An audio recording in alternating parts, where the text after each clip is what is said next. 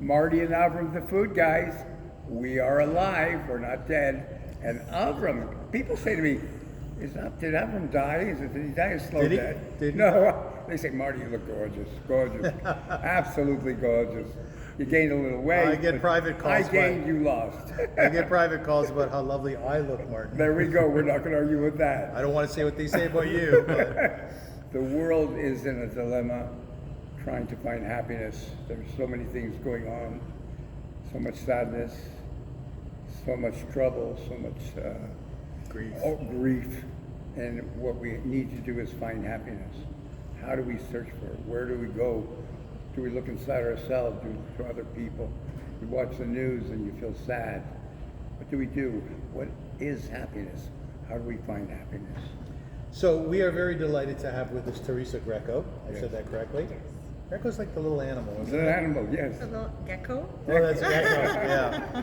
And Teresa Greco is a very interesting person. Everybody pursues a particular area in life. That's where we're at now. Yeah. Our grandparents worked in manufacturing environments, but we're able to choose what we want to do in life. And Teresa has chosen a very interesting thing, Marty. Right, She focuses on, as you were speaking of, happiness. right. Right? Yes. So let's ask first, how did you get into that? Like, how did you make that your focus? So I've been on my happiness journey for a little over 10 years now. And basically it began with the milestone of turning 40 that made me take a step back and reevaluate my life. And that my life looked pretty perfect on the outside. It had checked off all the boxes that family, society, culture, religion tell you you need to have a happy life. So fulfilling career, beautiful, healthy family, our own home, cars in the driveway, vacations a year, lots of beautiful Sounds so material perfect. things. Yeah, it So sounds lovely. perfect. Yeah. So if my life checked off all the boxes, how is it that I felt unhappy and unfulfilled with my life? That it didn't matter how much more education I got, how much more job experience I got, how much more I tried to give of myself to make a positive difference, because everything I've ever done is always how may I serve, how may I serve. I still always felt empty, and I felt that there's something missing in my life, that it didn't matter what I bought, what I earned, what I achieved, where I went, I could not fill that void. And so that's basically what started me on my happiness But path. how do you, sorry, go ahead. How do you go from sadness to happiness? I mean, I was telling you my personal own life, like, there seemed to always be sadness. I didn't know how to find the happiness. How do you find happiness? Like, your life seems like the perfect dream life, but inside you weren't happy. Where do we start? Well, what did you do? Well, how did you find What that? did you do? Thank you for that. So basically, we are conditioned or programmed to believe that happiness is found outside of us, right? So when you started today, you said, where do we find it? Where do we search for it? We believe that happiness is found in our possessions, in our positions, our titles, degrees, relationships, experiences, where we say things like, I won't be happy until I get that promotion at work. I won't be happy until I go on that vacation. I won't be happy until I pay for my mortgage. I won't be happy until I find that perfect person. I won't be happy until. And so it's because we think that happiness is found outside of us. And so I had achieved all of those things and yet still felt unhappy. And that's where I realized that through the different principles and practices that I now coach, write, and speak about, that happiness is found within you, that it is a part of your essential self. Your original nature is happiness. I believe happiness is a state of being, which means there is a part of us, namely our spiritual self, that is always happy, at peace, and loving. And so it is a matter of connecting to that place inside of us that is always happy.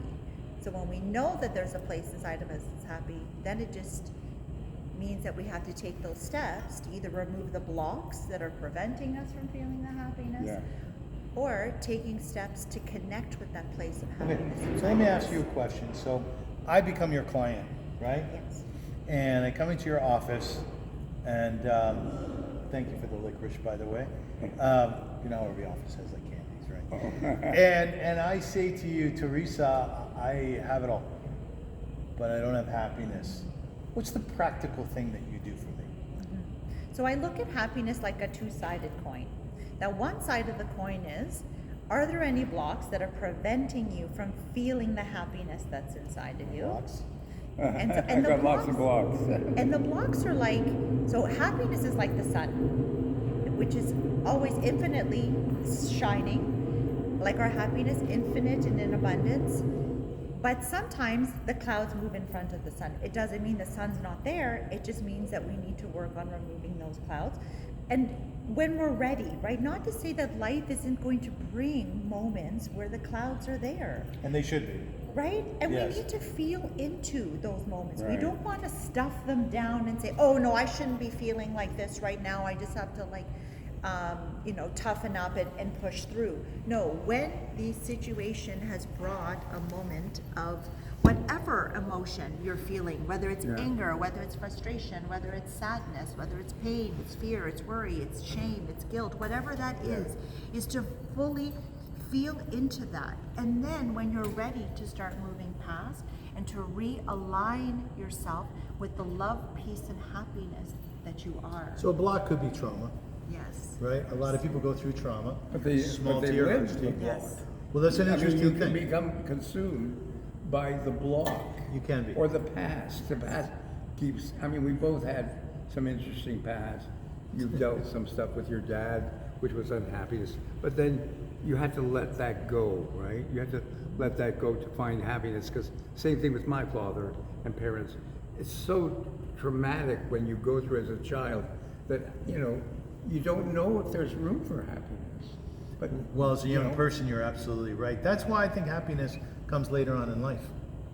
I'm 63 years old, and I would say I've never been so happy. Right? You're in your 40s, right? And you're happy, Yep. right? Happy now, yeah. Do you find that most people are happy? I think at the base of everything we do it to be happy. So if why do you want the large home? Why do you want the family? Why do you want your business? Why do you want? When we drill down, I just want to be happy. That it's at the core of everything that we do. And so, and I believe it's that because it is at the core of who we are. Happiness. Yes, love, peace, and happiness. And happiness, I also believe, is a quality that stems from love. I believe everything is love, and that love is like a prism, and that when you shine light through the prism, it then has this beautiful spectrum of colors. The colors are all of the beautiful feeling emotions that we can have that come from love. So it's peace and joy and harmony and happiness and all of that. And so happiness is really a quality of Very good. self-love, and so it is us connecting to who we really are, which is love. But you didn't wake up one day and go, I'm going to be happy. I mean, you were sad, and you were sad for a long time. So, what do you do? How do you do the transition from I'm sad? Oh my God, I'm happy. It's a long process. It is. So how did you do it? How did you? And you work on it. Yeah. And you work on it Consciously. Yes, you decide to make changes in your life. It takes that choice to say, I'm no longer willing to live the way that I am because I know I want to realign myself again with that love, peace, and happiness. And so it's been various principles and practices that I, as I said, now write, coach, and speak about. I am now pursuing my PhD in happiness as well. Wow. And part of my dissertation is really looking at what those practices are that help bring us back to that place of happiness inside of us. So why don't we take a break? Yes. Why don't we take a break? But we're going to find out more about Teresa at a time when we need happiness and joy and peace of mind. We got a lot more coming, and you just hold on to your seats because Hold on to your britches. That's right, and put a smile on your face because this lady's unbelievable.